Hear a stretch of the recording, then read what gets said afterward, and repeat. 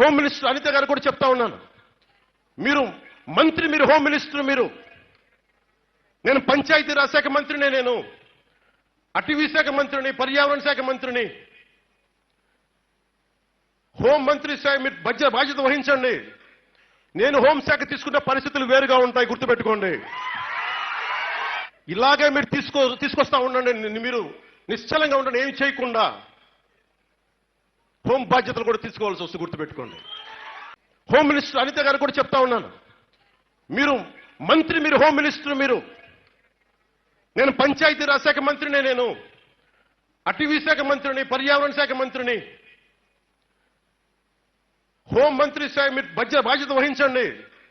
నేను హోంశాఖ తీసుకున్న పరిస్థితులు వేరుగా ఉంటాయి, గుర్తుపెట్టుకోండి.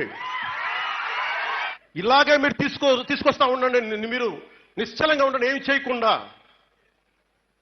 హోం బాధ్యతలు కూడా తీసుకోవాల్సి వస్తుంది, గుర్తుపెట్టుకోండి. పవన్ కళ్యాణ్ గారు ఏం చెప్తున్నారంటే, లా అండ్ ఆర్డర్ సరిగ్గా లేదు, బలంగా పెట్టమని అధికారులకు చెప్తే బలంగా పెట్టట్లేదు అనేసి అంటున్నాడు. మళ్ళీ నువ్వు డిప్యూటీ సీఎంగా నువ్వు ఏం చేస్తున్నావు అని. అసలు ఇవన్నీ దీని గురించి నువ్వు ఎవరితో స్పందించాలి? హోమ్ మినిస్టర్ని తిడితే ఏమొస్తుంది? హోమ్ మినిస్టర్ని తిట్టడం వల్ల నీకేంటి ఉపయోగం?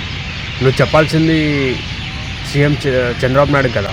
ఆ దళిత హోమ్ మినిస్టర్ అనితని తిడుతున్నాడు పవన్ కళ్యాణ్. తిట్టడం వల్ల అసలు ఏంటి ఉపయోగం? ఈ లా అండ్ ఆర్డర్ ఫెయిల్ అవుతే నువ్వు అడగాల్సింది, ప్రశ్నించాల్సింది ఎవరిని? సీఎం చంద్రబాబు నాయుడుని కదా.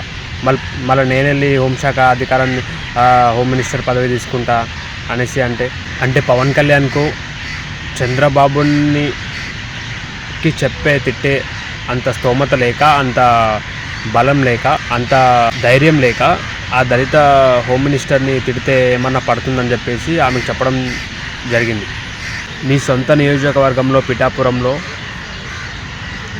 టీడీపీ కార్యకర్త, కౌన్సిలర్ భర్త ఒక అమ్మాయిని డంప్యార్డ్లో ఇచ్చేసి అత్యాచారం చేశాడు. నువ్వు ఒక్క మాట కూడా దాని గురించి స్పందించలేదు. నువ్వేం పీకలేకపోయావు, ఏం చేయలేకపోయావు. మళ్ళీ 30,000 అమ్మాయిలు తప్పిపోయారు అంటావు, ఏదేదో చెప్తావు. మహిళల గురించి, ఆడపడుచులు అంటావు, ఏదేదో మాట్లాడేస్తున్నావు. కానీ నువ్వు మహిళలకు చేసింది ఏంటి?